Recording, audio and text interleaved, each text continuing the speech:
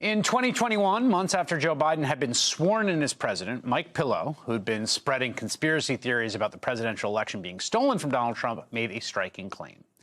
He was so confident that he had evidence showing that China interfered in the 2020 presidential election, he offered a $5 million reward to anyone who could prove him wrong.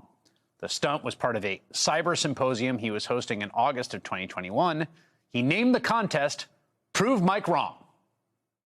Now, Mike, and if someone comes forward and says this is BS and I'm going to show you why, and he's going to show how what you're showing is not the truth and invalid, and you're going to give him the time to speak and show the evidence, this person will get $5 million, right? $5 million at that symposium. That'll be live streamed on GB. That's why we put up the 5 million, or I put up the 5 million myself. All right.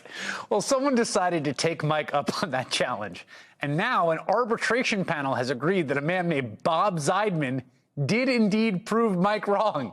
The Washington Post writes, quote, the panel said Zeidman, a computer forensics expert and 63-year-old Trump voter from Nevada, was entitled to the $5 million payout. Zeidman had examined Lindell's data and concluded not only did it not prove voter fraud, it also had no connection to the 2020 election. Lindell said in a text to the Post, they made a terribly wrong decision. This will be going to court. And Bob Zeidman, the winner of that contest, joins me now. It's good to have you on the program, Mr. Zeidman. Congratulations on the finding in your favor. Let's start with just how you found yourself entering the contest to begin with, how you heard about it and why you did it. Sure. So, Chris, thanks for having me. Yeah, I actually was getting a lot of pressure from friends because this is my field. I'm a forensic scientist and I testify in court. And they kept telling me, you need to go. Some of them said you might win $5 million. And my response was that if he's offering $5 million, he's got the proof, so I'm not going to win it. And anyway, 3 days of a conference is not enough time to examine all the data that he was allegedly showing or presenting. But eventually I thought, well, this will be historic. In some sense or another, it'll be historic. Maybe it'll actually show that the election needs to be overturned. But whatever it shows, there'll be interesting people there and I'll get to meet them and hang out with them. So that's what initially gave me the incentive to go. So you do forensic analysis for a living. You had friends who said you should go. You went to the symposium. There's some group of files. Like what actually was the evidence here? Well, what was presented was a number of files, and we were looking at them. And I can tell you, first of all, we were selected. Everyone who came was a Trump supporter, including me. Mm-hmm. Look, we can get into that. I have problems with Trump, and I don't plan to vote for him next time. But they invited a lot of cyber experts who are Trump supporters, and everybody looked at this and said, this isn't what we expected. It's nothing about the election. Most of us didn't know what it was. But I started doing some simple transformations, and every time I did this transformation, I got something that I recognized. And eventually I found that most of the files were Word documents. One was a table of numbers that were basically meaningless.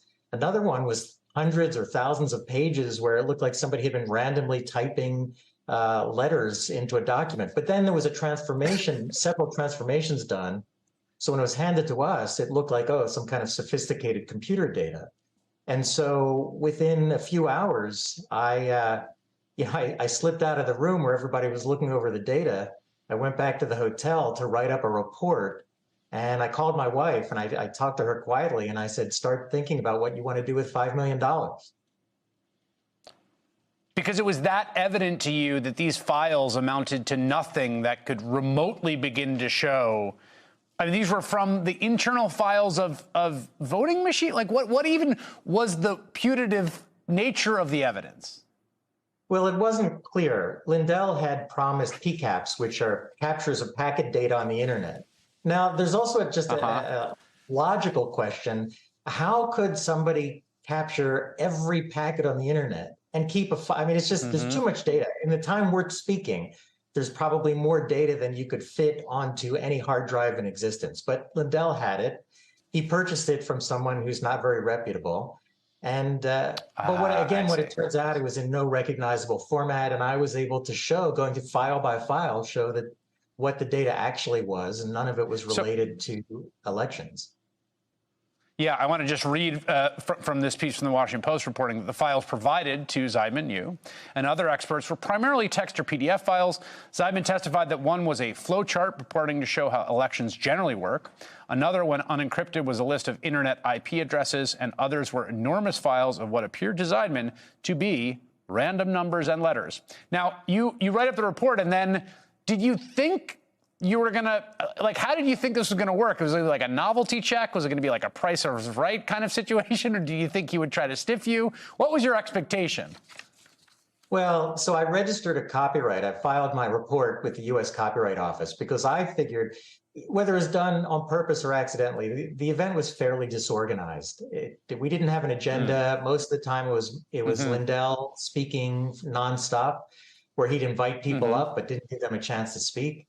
So I thought they'd lose it, and then I would challenge them that way. But instead, they actually kept it. It got to the right person, but they never responded until I found some lawyers to take my case, and we wrote to Lindell, and they said, "Oh no, he failed the challenge," and they sent back a couple of pages of explanation about why I failed the challenge.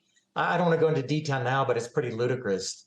And I'm writing a book about it, but it didn't make any sense. So then we went to arbitration as required by the agreement that I signed. And, the arbitrators didn't buy it. But I'll tell you, even through the arbitration, I've been through the system a lot. I think the American legal system is great. It's better than any other in the world. It allows David to take on Goliath, but it's not perfect. And I knew that there was a chance that somebody could say they don't like me, or there was a law that somebody finds that I didn't adhere to this law. And an arbitration is a little bit arbitrary. So they can even say things or make judgments that don't conform to the law. So I really didn't know up until yesterday whether I was going to win. I knew that I should have won. I knew that I met the challenge because that was easy. But, whether I was going to be awarded the money by the arbitrators was a little up in the air. Well, you were. It looks like it might be the first chapter in a long book, one which you will be writing. Thank you. This is really a wild story, and thank you for sharing with us tonight, Bob. Thank you for having me.